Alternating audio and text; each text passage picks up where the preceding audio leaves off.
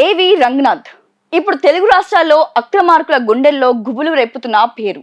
తెలంగాణ రాజధాని హైదరాబాద్ కేంద్రంగా కబ్జాలకు పాల్పడి కట్టడాలు నిర్వహించి వారికి రంగనాథ్ పేరు వింటేనే చెమటలు పడుతున్నాయి. ఎప్పుడు తమ అక్రమాలు ఆస్తుల మీద పడి కూల్చేస్తాడోన్న భయంతో వణికిపోతున్నారు. అనుమతి లేని కబ్జా చేసిన స్థలం లేదా చెరువులను ఆక్రమించి కట్టడం ఏదైనా సరే దాన్ని నేరుగా కూలగొట్టడమే హైడ్రా చేస్తున్న పని. కాగా హైడ్రా చీఫ్ గా ఉన్న ఏవి రంగనాథ్ కు పవర్ఫుల్ గా ఐపీఎస్ గా పేరుండడంతో తలలు పట్టుకుంటున్నారు.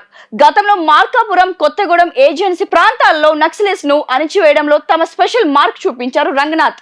ఇప్పుడు రంగనాథ్ పవర్ తెలిసిన అక్రమార్కులు బిక్కుబిక్కుమంటూ కాలం గడుపుతున్నారు.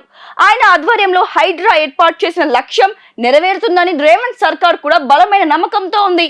ఇంతకు రంగనాథ్ బ్యాక్గ్రౌండ్ ఏంటి, సర్వీస్ రికార్డ్స్ ఎలా ఉన్నాయో ఇప్పుడు తెలుసుకుందాం.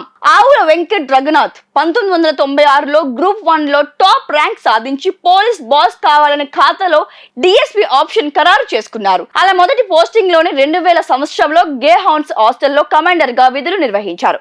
కొత్తగూడెం, మార్కాపురంలో డిఎస్పీగా బాధ్యతలు చేపట్టి తనదైన ముద్ర వేయడం మొదలుపెట్టారు. విజయవాడలో పనిచేస్తున్న టైంలో ఆయిషా హత్య కేసు ఛేదించి సంచలనం సృష్టించారు. ఖమ్మం ఎస్సీగా ఉన్నప్పుడు భూ కబ్జాలపై ఉక్కుపాదం మోపారు. ఆ తర్వాత ఖమ్మం నుంచి హైదరాబాద్ ట్రాఫిక్ జాయింట్ కమిషనర్ గా బాధ్యతలు స్వీకరించి రంగనాథ్ హైదరాబాద్ లోని పెను సంచలనాలు క్రియేట్ చేశారు.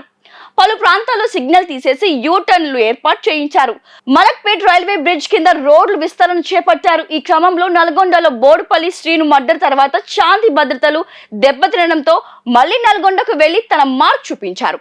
వరంగల్ పోలీస్ కమిషనరేట్ పరిధిలో అక్రమార్కులపై ఉక్కుపాదం మోపిన రంగనాథ్ కు పాలాభిషేకం చేశారు. కానీ ఆయన ఇదంతా నా బాధ్యతగా భావించి పాలాభిషేకం వద్దని పిలుపునిచ్చారు. నర్సంపేటలోని వైఎస్ షర్మిల గొడవ తర్వాత కమిషనర్ గా బాధ్యతలు కూడా స్వీకరించారు ఆయన.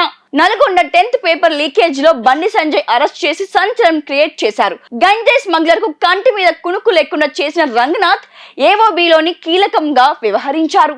ఆయిషా అమృత ప్రణయ్ కేసులోను రంగనాథ్ తన ప్రత్యేకత చాటుకున్నారు. ఇటీవల తెలంగాణ అసెంబ్లీ ఎన్నికల టైంలో ఎలక్షన్ కమిషనర్ రంగనాథ్ ను హైదరాబాద్ బదిలీ చేయగా రేవంత్ సర్కార్ కొత్తగా క్రియేట్ చేసి హైడ్రాకు రంగనాథ్ ను చీఫ్ గా నియమించింది. ఏదైనా ఒక లక్ష్యం పెట్టుకుంటే అది సాధించే వరకు చిత్తశుద్ధితో పనిచేయడం తన నైజం. అదే ఆత్మవిశ్వాసంతో తను గ్రూప్ 1లో ఆఫీసర్ గా విజయం సాధించానని, ఏదైనా పని ఒక ప్రణాళిక ప్రకారమే చేస్తానని చెబుతుంటారు. కొత్తగూడెంలో 2003 వరకు పనిచేసి ఆ తర్వాత వరంగల్ జిల్లా నర్సంపేట డిఎస్పీగా విధులు నిర్వహించారు. 2004 ఉమ్మడి ఆంధ్రప్రదేశ్ అసెంబ్లీ ఎన్నికల సమయంలో మావోయిస్టులు అడ్డా ప్రకాశం జిల్లా మార్కాపురంలో పనిచేశారు. వైఎస్ రాజశేఖర రెడ్డి హయాంలో మావోయిస్టుల చర్చను స్థానిక అధికారికంగా స్వాగతించారు. తర్వాత బలిమేల రిజర్వాయర్ వద్ద నక్సలిస్ట్ చేతిలో గ్రే హౌన్స్ బలగాలు చనిపోవడంతో రంగనాథ్ కు ఆ ప్రాంతం బాధ్యతలు అప్పగించారు. గ్రే హార్స్ ఆపరేషన్ పునరుద్ధరించడంతో కీలకంగా వ్యవహరించిన రంగనాథ్ కు రాష్ట్రపతి గ్యాలంటరీ అవార్డును ఇచ్చింది ప్రభుత్వం. ఖమ్మం ఎస్పీగా పనిచేసి 2014 అక్కడి నుంచి నల్గొండకు బదిలీ అయిన ఆయన ఇప్పుడు హైడ్రా చీఫ్ గా తన మార్క్ చూపిస్తున్నారు. అయితే గత ప్రభుత్వం తమకు మద్దతుగా ఉన్న బడాబాబులు, వ్యాపారవేత్తలు, సినీ నటులు అక్రమ కట్టడాలకు అడ్డు చెప్పకపోగా అడ్డుగోలుగా పర్మిషన్స్ ఇచ్చిందని జనాలు వాపోతున్నారు.